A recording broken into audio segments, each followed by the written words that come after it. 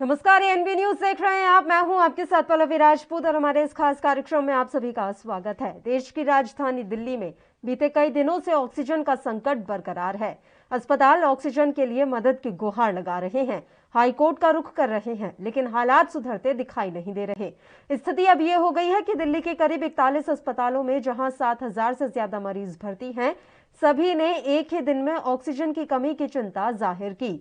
आम आदमी पार्टी के नेता राघव चड्ढा का कहना है कि सोमवार को दिल्ली को कुल 433 मैट्रिक टन ऑक्सीजन मिली, जो कि उसकी कुल मांग का 44% है।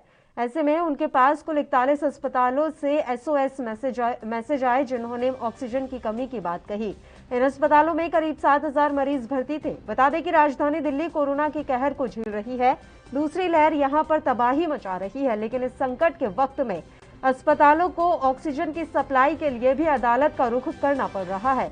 अभी तक करीब आधा दर्जन अस्पताल ऑक्सीजन की सप्लाई के लिए हाईकोर्ट का रुख कर चुके हैं।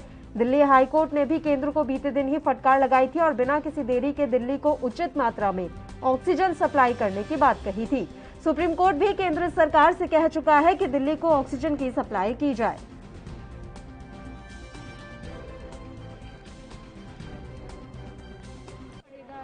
देखिए, आज दिल्ली सरकार ने अपना ऑक्सीजन बुलेटिन जारी किया है और उसमें साफ ये बताया है कि जहां हमारी ज़रूरत 976 मेट्रिक टन है, 976 मेट्रिक टन ऑक्सीजन दिल्ली को चाहिए अपने अस्पतालों में भरपूर ऑक्सीजन देने के लिए। उसके मुकाबले कल दिल्ली में मात्र 555 मेट्रिक टन आया, यानी कि ज़रूरत 976 की है, आया 555 मेट्रिक टन है। तो कहीं ना कहीं जो हमारी ज़रूरत है उसका लगभग आधा ऑक्सीजन सप्लाई आज केंद्र दिल्ली को कर रहा है। सुप्रीम कोर्ट, हाई कोर्ट लगातार केंद्र सरकार को फटकार लगाते हुए ये कह रहे हैं कि आपकी जिम्मेदारी बनती है दिल्ली को ऑक्सीजन देना और कृपया कर दिल्ली को पर्याप्त मात्रा में ऑक्सीजन दीजिए। हम आपकी ना नहीं सुनेंगे, हम आपके बहाने नहीं सुनेंगे। मुझे लगता है कि हाईकोर्ट के इस हस्तक्षेप के बाद, हाईकोर्ट के इस टिप्पणी के बाद ज़रूर सेंट्रल गवर्नमेंट पर्याप्त मात्रा में ऑक्सीजन दिल्ली को मुहैया कराएगा। और मसला सिर्फ ऑक्सीजन का नहीं है, मसला क्रायोजेनिक टैंकर का भी है। जिन टैंकर में इस ऑक्सीजन को ले जाया जाता है, एक स्पेशलाइज्ड मशीन होती है। हमने ये भी मांग करी है कि ये टैंकर भी पर्याप्त मात्रा में हिंदुस्तान में जिस भी कोने कोने में है वहाँ से भारत सरकार उसे अपनी राष्ट्रीय संपत्ति मानकर उसका राज्यों में बंटवारा करे। राज्यों में उसी हिसाब से इसका वितरण होना चाहिए जिस हिसाब से ऑक्सीजन का वितरण केंद्र सरकार कर रही है। क्योंकि सुप्रीम कोर्ट में खुद हलफनामा देकर केंद्र सरकार ने इस बात को कबूला है कि हिंदुस्तान के अंदर 1631 क्रायोजेनिक टैंकर अभी उपलब्ध हैं। क्रायोजेनिक टैंकर की कोई कमी नहीं है, तो दिल्ली को भी पर्याप्त मात्रा में क्रायोजेनिक टैंकर मिले, ऐसी हमने मांग की। जैसा कि आपने राघव चड्ढा को सुना, उन्होंने कहा है कि आज जो ऑक्सीजन की आपूर्ति दिल्ली में हुई है वो सिर्फ 44% है, यानी कि जितनी जरूरत अभी भी दिल्ली को ऑक्सीजन की है उतनी नहीं मिल पा रही है। ये बड़ा बयान राघव चड्ढा की तरफ से दिया गया है। आपको बता दें कि लगातार आम आदमी पार्टी की सरकार की तरफ से दिल्ली में ऑक्सीजन की कमी का मुद्दा उठाया जाता रहा है। आज एक बार फिर से राघव चड्ढा ने ये मसला उठाया है। अब तो हाल ये हो गया है कि दिल्ली को ऑक्सीजन की आपूर्ति के लिए सरकार को हाई कोर्ट और सुप्रीम कोर्ट तक का रुख करना पड़ा है।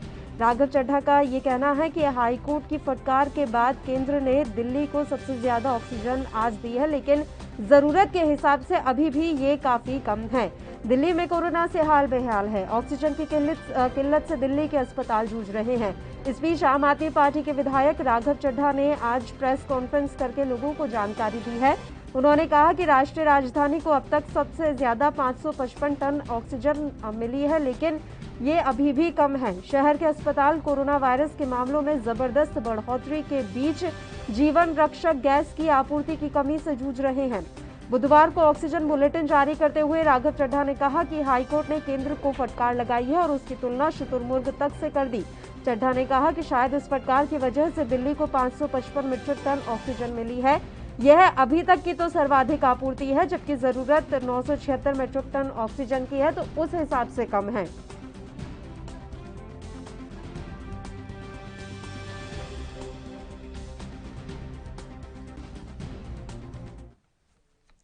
चलिए अब इस मसले पर चर्चा की शुरुआत कर लेते हैं। दो मेहमान इस समय लाइव हमारे साथ जुड़ गए हैं। अकील खान जो कि आम आदमी पार्टी से हैं और अशोक यादव जी जो कि भारतीय जनता पार्टी से हैं। दोनों ही मेहमानों का स्वागत करती हूं एएनबी न्यूज पर। सबसे पहले खान साहब आपके साथ शुरुआत करना चाहेंगे डिबेट की। जिस तरह की स्थितियां अभी राजधानी दिल्ली में बनी हुई हैं वो किसी से छिपी नहीं। इस बीच अब ये जानकारी मिल रही है कि आज सर्वाधिक ऑक्सीजन की आपूर्ति हुई है राजधानी दिल्ली में, हालांकि वो अभी जरूरत के हिसाब से कम है। क्या वजह मान रहे हैं? कोर्ट की फटकार सबसे बड़ी वजह है? जी पल्लवी जी, देखिए 10 दिन पहले मैंने रिक्वेस्ट की थी आपके ही चैनल के थ्रू से, मैंने बताया था और भी चैनल ने बताया बाद में।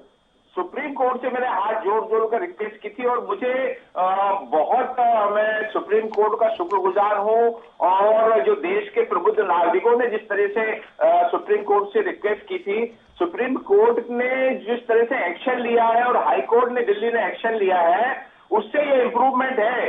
लेकिन जो मौतें हो चुकी है इतनी तादाद में, और इसके लिए जो जिम्मेदार सरकार है, मैं सुप्रीम कोर्ट से फिर रिक्वेस्ट करूंगा कि डिजास्टर पनिशमेंट कमेटी का गठन किया जाए सुप्रीम कोर्ट के सिटिंग जज की अध्यक्षता में, क्योंकि ये लोग जो राजनीतिबाज हैं, ना इनके पास नीयत है, ना नीति है, ना राजनीतिक इच्छा शक्ति है कि ये देश के अंदर जो इतना महामारी फैली हुई है उसके लिए ये महामारी डिक्लेयर कर दे, ये भी इनसे नहीं बना आज तक। तो ये किस काम की सरकार जो बैठी हुई है सेंटर में, ये एक बहुत बड़ा मतलब इस देश के दुर्भाग्य है, या दुर्भाग्य समझिए, या दुर्भाग्य बहुत ठीक छोटी चीज हो है जाएगी। सर, आपका जवाब लूंगी, लेकिन एक छोटे से ब्रेक के लिए हमें यहाँ रुकना है। फौरन हाजिर होंगे।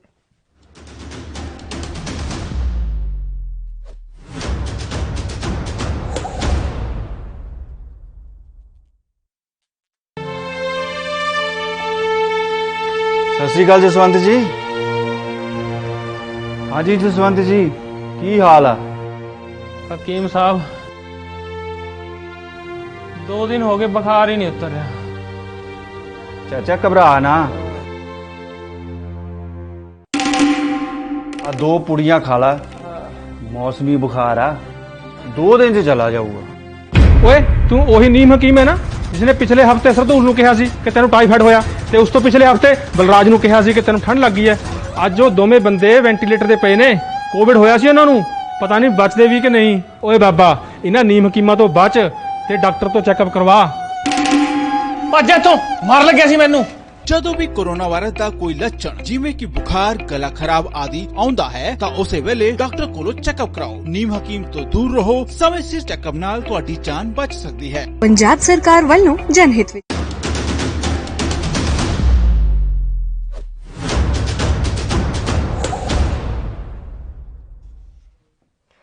ब्रेक के बाद एक बार फिर से आप सभी का स्वागत है। दिल्ली में ऑक्सीजन की आपूर्ति को लेकर हम बात कर रहे हैं। दोनों ही मेहमान हमारे साथ जुड़े हुए हैं। अशोक जी, अब आपके साथ आना चाहूंगी सर। जिस तरह की अभी बात कही अकील खान ने कि वो तो लगातार इस मसले को उठा रहे थे, लेकिन आज जाकर केंद्र की नींद टूटी है और आज 555 मैट्रिक टन की आपूर्ति की गई है, लेकिन अभी भी जरूरत के हिसाब से ये कम है। ऐसा क्यों हो रहा है? क्यों दिल्ली को ऑक्सीजन नहीं मिल पा रही, जबकि जो अन्य राज्य है वहां पर उतनी ऑक्सीजन पहुंच रही है जितनी जरूरी है, या फिर उससे ज्यादा पहुंच रही है? दिल्ली के साथ ऐसा क्यों हो रहा है, जबकि देश की राजधानी है दिल्ली?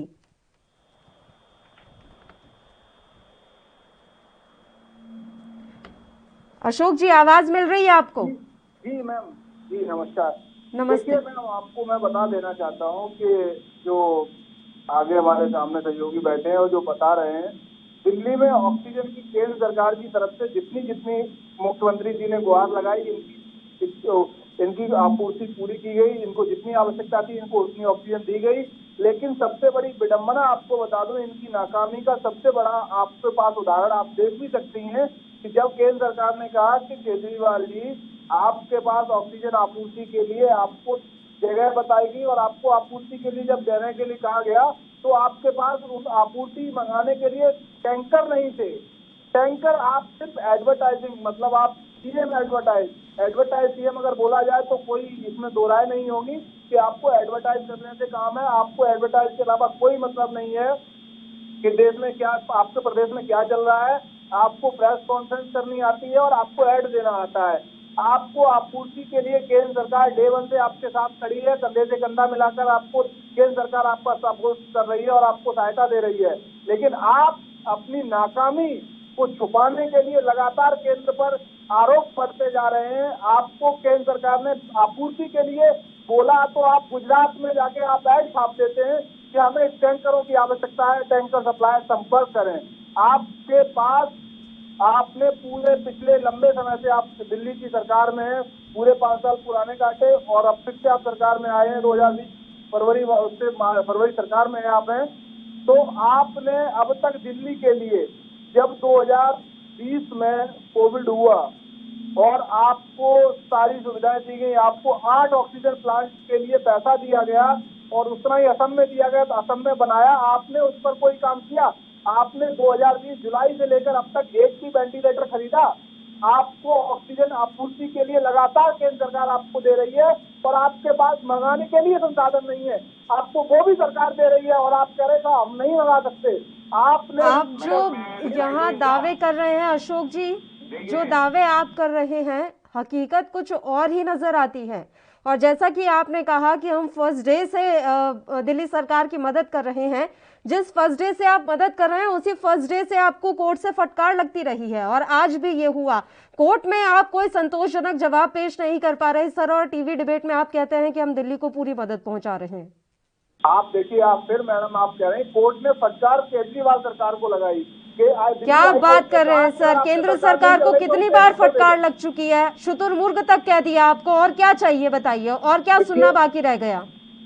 देखिए मैडम, मैं आपको बता दूं, आप जो कह रही हैं केंद्र सरकार किस समय दिल्ली सरकार की मदद नहीं की, आप बताइए। जब इन्होंने कहा ऑक्सीजन को आपूर्ति के लिए बोला गया और जब इन्होंने कहा तब इनको दिया गया, और ये तो एडवर्टाइज के अलावा अगर समय होगा तब ये काम कर पाएंगे दिल्ली के लिए। और दिल्ली की जनता को जो मरने के लिए छोड़ा हुआ है मिस्टर सीएम साहब, आपको ये नहीं पता है कि दिल्ली में अब तक की जो व्यवस्थाएं हैं, और आप सिर्फ प्रेस कॉन्फ्रेंस से बाहर आए होते, आपने लोगों के दुख दर्द को समझा होता तो आप समझ पाते। अरे अशोक जी बहुत झूठ बोल लिया आपने, बहुत ज्यादा झूठ बोल लिया है। मैं आपकी एक एक बात का जवाब देना चाहता हूँ, एक एक बात का आपने एक झूठ बोला, 98% झूठ बोला आपने, पैदा हुई है और 98% झूठ है आपका अशोक जी। मैं आपको एक एक बात को मैं अभी आपको बताता हूँ कि रियलिटी क्या है।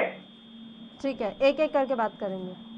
ठीक है अशोक जी, देखिए पल्लवी, मैं इनकी बात का जवाब दूं, तभी 3-4 बातें इन्होंने बोली हैं। अशोक यादव जी ले लेते हैं, जवाब ले लेते हैं। अशोक यादव जी, आपके हिसाब से दिल्ली सरकार हर मोर्चे पर फेल रही है, आपकी तरफ से मदद पहुंचाई गई, दिल्ली सरकार संसाधनों का उपयोग करना नहीं जान पाई, बताइए खान साहब।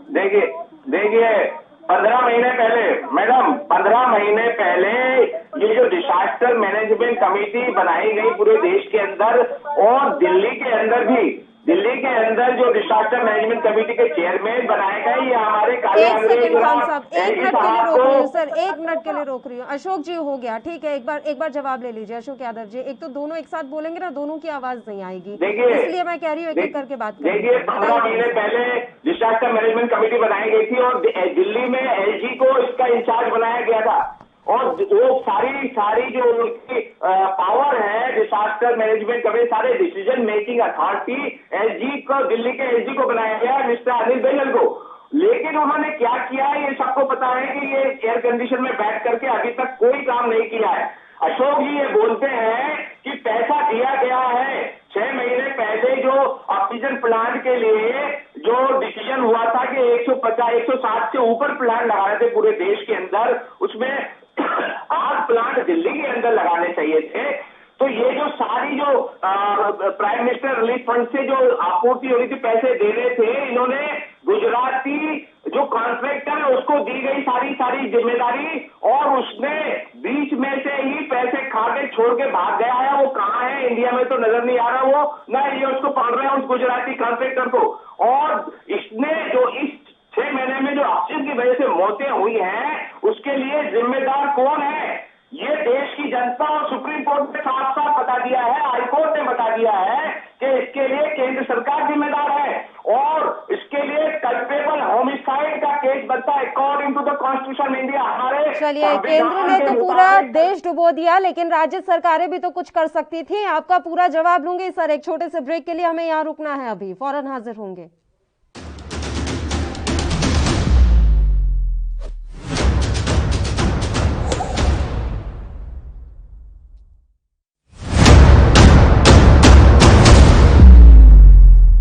हक की बात दोपहर 12 बजे सिर्फ ANB न्यूज पर।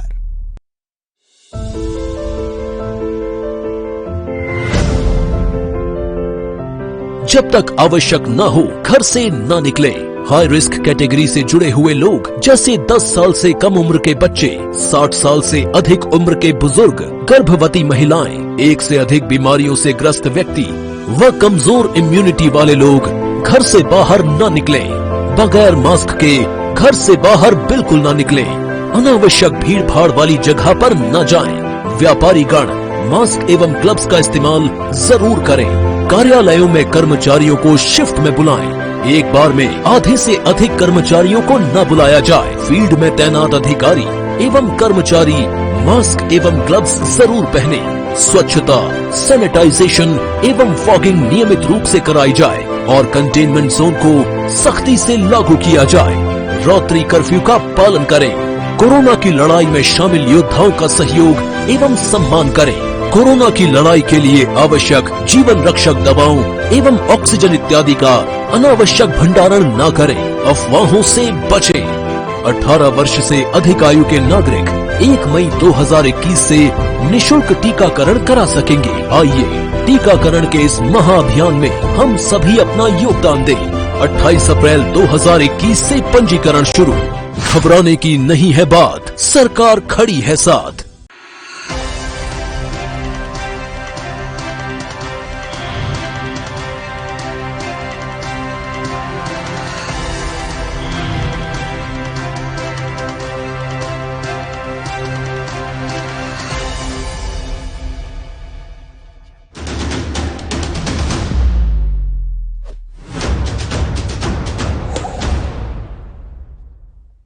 ब्रेक के बाद एक बार फिर से आप सभी का स्वागत है। बताइए अखिल खान जी, आपके साथ ही लौटना चाहूंगी। अगर केंद्र ने कुछ नहीं किया तो समय रहते राज्य सरकारें चेत जाती। अब ये कह देने से क्या होगा कि ये सब कुछ केंद्र के कारण हुआ है? पूरी तरह करें जितना हमारे पास अथॉरिटी है जी, जितनी अथॉरिटी दे रखी है, जितनी हमारे पास सुविधाएं हैं, पुलिस इनके पास में, एडमिनिस्ट्रेशन के पास में और डिजास्टर मैनेजमेंट कमेटी के चेयरमैन इनके बीजेपी के हैं। ये क्या कर रहे हैं? सातों मेंबर ऑफ पार्लियामेंट घर में घुसकर बैठे हुए एयर कंडीशन में और एक IPS के अंदर लगे हुए थे और दूसरे जो घुमक्कड़ कर रहे वहां पर जाकर के कितनी शर्मनाक गैर जिम्मेदार बात है कि इस वक्त जो है चुनाव के अंदर हमारे प्रधानमंत्री जी साथ साथ प्रधानमंत्री और हमारे शाह जी साथ साथ कमाई कर रहे हैं वहां जाकर के, और देश पूरा देश ऑक्सीजन से पूरी तरह से लोग मर रहे हैं ऑक्सीजन की वजह से।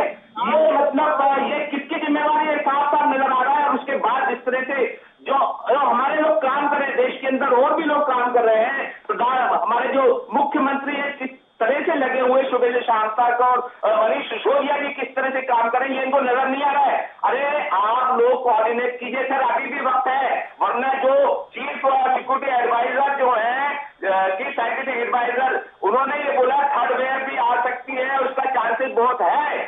तो हमें ये चाहिए, मैं एक रिक्वेस्ट कर रहा हूं पल्लवी जी, देश की सरकार से और सुप्रीम कोर्ट से स्पेशली कि वो एक्शन ले। टर्किश जो है हस्बैंड वाइफ ने बनाई है फाइजर की वैक्सीन, क्या इस वजह से नहीं लेना चाह रहे हैं क्या हमारे प्रधानमंत्री जी? क्योंकि टर्की से कोई बंदा है, अरे अपील लीजिएगा, चिल्ड्रन के लिए बहुत जरूरी है वो फाइजर की वैक्सीन है। तो थर्ड वेव में हमारे बच्चों का जो है कत्लेआम हो रही है, ये कत्लेआम किया जाएगा बीजेपी के द्वारा, जिसको मैं अभी भी चैलेंज करूं, अभी भी मैं आपको वार्न कर रहा हूं मोदी जी समझ जाइए, नहीं तो तीसरी वेव के अंदर बच्चों को मारेंगे आप। अभी आप लोगों को मार रहे हैं, एडल्ट को मार रहे हैं, तीसरी वेव के बाद बच्चों को मारेंगे। फाइजर की वैक्सीन के लिए अभी फौरन तैयारी कीजिए, वरना देश की जनता आपको छोड़ेगी नहीं।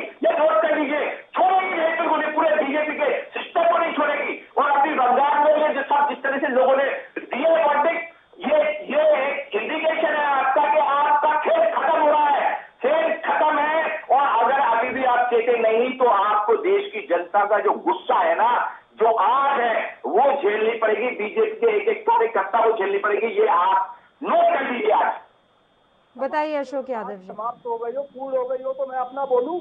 ठीक है, अब आप ही बोलिए, बताइए। ज्यादा अच्छा होगा।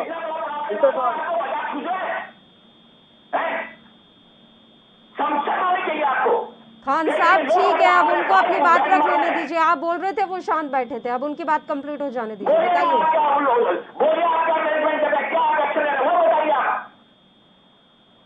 देखिए, मैडम आप इनको बोलिए कि जब ये बोलते हैं तो मैं बोलता नहीं हूँ। और अगर बात होगे नहीं, अबे बदतमीज बेवकूफ, अगर बात भाषा संयमित रखें, भाषा संयमित रखें। दोनों ही मेहमानों से अपील कर रही हूँ, भाषा संयमित रखें। एक एक करके बात करेंगे। सर, जंग का मैदान क्यों बना रहे हैं? कोई सेंसिबल टॉपिक पर बात चल रही है तो दोनों ही तमीज रख लीजिए। चीखने चिल्लाने से क्या हो जाएगा? वोट मिल रहे हैं क्या आपको? आपको क्या लग रहा है? आपको क्या लग रहा है कि आपको वोट मिल रहे हैं यहाँ पर? समझ नहीं आ रही बात? बार बार कह रही हूँ एक एक करके बात करेंगे और दोनों एक साथ चिल्ला रहे हैं। बताइए, मैं पिछले 2 मिनट से लगातार सुन रहा हूँ तो मुझे बोलने का मेरा समय आया बोलने का। ठीक है अशोक जी सीधे पॉइंट पर आइए। हो गया, देखिए मैं सीधे पॉइंट पर आइए।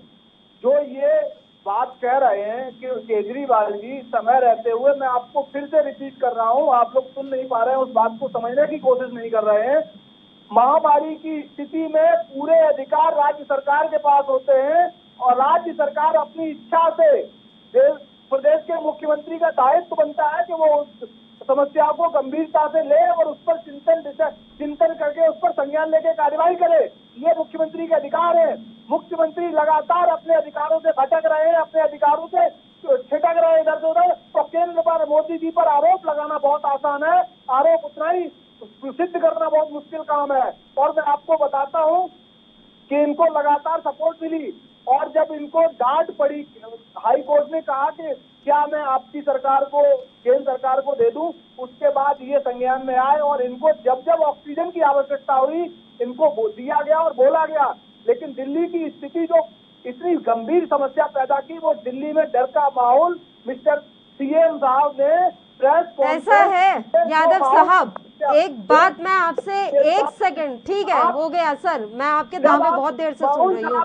सीधा सा सवाल है यादव साहब, सीधा सा सवाल है, कब बाहर निकलेंगे हम? कब बाहर निकलेंगे हम? कि राज्य सरकारों की जिम्मेदारी थी, ये केंद्र की जिम्मेदारी नहीं थी। हमने तो राज्यों को दे दिया था, हमने तो मुख्यमंत्री को दे दिया था और मुख्यमंत्री और राज्य सरकारें कहेंगे कि सब कुछ केंद्र के हाथ में था। इससे बाहर कब निकलना है हमें? एक और लहर का इंतजार और लोग मर जाएं, पूरा देश तहस नहस हो जाए, उसके बाद बाहर निकल जाएंगे हम। देखिए मैम, मैं फिर बता रहा हूँ कि आप एक स्टेट के मुख्यमंत्री हैं, आप पंजाब में कह रहे हैं कि हम पंजाब में सब कुछ भिजवा रहे हैं। पहले आप अपने प्रदेश की स्थिति नहीं संभाल पा रहे हैं। सबसे ज्यादा दिक्कत अगर कहीं देश में है तो आपको दिल्ली में देखने को मिलेगी। बेड की स्थिति खराब है। आपके पास जब भी आप केंद्र से मदद मांगते हैं तो केंद्र आपको मदद देने के तैयार खड़ा रहता है और आपको देता है। लेकिन उसके बाद भी आपको सिर्फ एक काम बचा है, या एडवर्टाइज करना है, प्रचार प्रसार करना है और केंद्र में मोदी जी को गाली देना है, उनके ऊपर आरोप लगा देना है। आपके पास इसके अलावा काम करने का समय नहीं है। आप 24 घंटे ये रणनीति बनाते हैं कि मोदी जी को हम कहां पर कोसें, मोदी जी को हम किस जगह टोके, कहां पर उन्हें बदनाम करें। आपके पास सिर्फ ये काम है। अगर आप एडवर्टाइज, आप जितना पैसा एडवर्टाइज में खर्च करते हैं, अगर उतना ही पैसा आप दिल्ली विकास के लिए खर्च कर दिए होते तो दिल्ली की स्थिति आज जिस तरह से वो नहीं होती। लेकिन आप लोग इतने बेशर्म मुख्यमंत्री है दिल्ली के कि उनको सिर्फ और सिर्फ केंद्र सरकार पर आरोप लगाने के अलावा कोई काम नहीं है। और इस चीज को, सच को स्वीकार करना पड़ेगा मुख्यमंत्री जी को। अगर सच स्वीकार नहीं करेंगे तो हम लोग सड़कों पर आएंगे और दिल्ली की जनता जो परेशान है वो मुख्यमंत्री की वजह से परेशान है। आपको बार बार मैं कह रहा हूं कि मुख्यमंत्री जिम्मेवार है, इसके नैतिक जिम्मेवारी मुख्यमंत्री को लेनी चाहिए। जब आपको बोला गया कि कोविड वैक्सीन लगनी है तो आप उसके बाद, अब 18+ की 1 मई से कह दिया गया था और आपने बीच में कह दिया कि वैक्सीन दिल्ली में नहीं आ पाई। क्या दिल्ली के लोगों को, युवाओं को मरने के लिए छोड़ दिया गया है? केजरीवाल जी, दिल्ली के युवाओं को मरवाना चाहते हो आप? आपको ये नहीं मालूम कि आपके अधिकार क्या है, तो आप पानी पी के केंद्र को गालियां देना बहुत आसान है। मैं फिर कह रहा हूं कि काम करना जितना कठिन है ना, गालियां देना उतना ही आसान है। तो दिल्ली के मुख्यमंत्री यही काम कर रहे हैं। उनके पास अगर दिल्ली के लिए काम होता, आपको मालूम नहीं है कि आज की स्थिति ये है कि आप जाके अगर हॉस्पिटल में खुद देखते मुख्यमंत्री जी, तो आपको मालूम होता। आपके सरकारी हॉस्पिटल, अगर आप कहते हैं कि दिल्ली के हॉस्पिटल बहुत अच्छे हैं, तो क्यों दिल्ली के मुख्यमंत्री को अपनी बीवी को मैक्स में भर्ती कराना पड़ा? क्यों आप सरकारी हॉस्पिटल में इलाज करा पाए? आपके सरकारी हॉस्पिटल है, आप बहुत अच्छे से उन्हें देख रहे हैं, तो दिल्ली के मुख्यमंत्री की खुद की पत्नी आपको वहां कराना पड़ा। क्यों? क्योंकि आपको पता है आपके हॉस्पिटलों की स्थिति क्या है। बहुत गंभीर स्थिति है, इनके हॉस्पिटलों में कोई सुविधा नहीं है। आप मुंह से बखान करते हो। और वेंटिलेटर जब आपको बोला गया तो आपने जुलाई तक तो वेंटिलेटर ही नहीं खरीदा। 1 रुपया अगर आपने स्वास्थ्य पर खर्च किया हो तो बताओ। बताइए खान साहब, कैसे आपने क्या किया उसका? गुजराती ठेकेदार जो है एक्शन प्लान लगा रहे थे 160 के ऊपर, वो कहाँ है? वो ठेकेदार कहाँ है?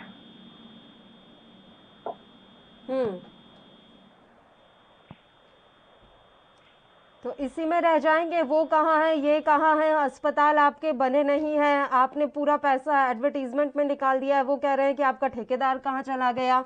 इसी में हमारा पूरा समय निकल जाएगा। मुझे लग रहा है आने वाला वक्त भी हम बस इसी में उलझते रह जाएंगे। और वैसे ही समय तो धीरे धीरे घटता जा रहा है। खैर, ये भी वक्त निकल जाएगा, लेकिन दिल्ली की जनता माफ नहीं करेगी। जो भी दोषी है, जो कुछ भी इस समय दिल्ली की जनता देख रही है, वो हमेशा याद रहने वाला है। फिलहाल समय की कमी है, इसलिए मैं आप दोनों ही मेहमानों को भी यहाँ पर रोकना चाहूंगी। आप दोनों का शुक्रिया तमाम चर्चा करने के लिए। आप हमारे साथ जुड़े। तो आपको बता दें कि दिल्ली में ऑक्सीजन की आपूर्ति पूरी होने का नाम नहीं ले रही है। आज भी 555 मीट्रिक टन पहुंचाई गई है दिल्ली में ऑक्सीजन, लेकिन उसकी जरूरत के हिसाब से ये काफी कम है। बताया जा रहा है कि जितनी जरूरत है उसका सिर्फ 44% ही अभी दिल्ली को मिल पाई है। अभी इसे और भी ज्यादा बढ़ाने की जरूरत है। हालांकि देखने वाली बात यही रहेगी कि आने वाले समय में क्या इस आपूर्ति को केंद्र सरकार पूरा कर पाती है। इसी के साथ राष्ट्र धर्म में फिलहाल के लिए इतना ही। मुझे दीजिए इजाजत। नमस्कार।